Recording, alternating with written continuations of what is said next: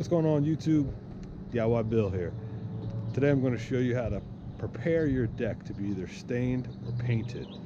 There's a couple things you want to do before you attempt to do the staining or the painting. If you don't prepare your deck properly, you're going to have either the stain flaking off or the paint coming off in big chunks. So what I'm going to do is I'm going to show you the products I use. Start off with Cabot wood stripper. This is some real highly corrosive stuff, so you want to be careful with this stuff.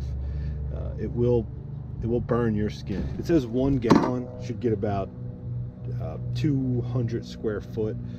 I don't have much to do since I've done this last week already, but I did it the wrong way. I put it on with a pump sprayer and I wasted so much stripper. It costs a lot of money. It's $33 a gallon, so I should have rollered it on last week. Anyway, I'm going to start with this.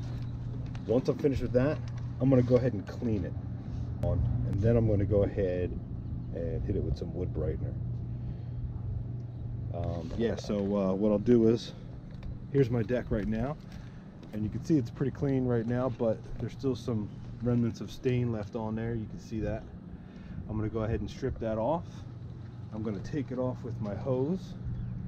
Last week I used a power washer. I'll put some video up there of me doing it last week, so I'll show you what I do. Thanks.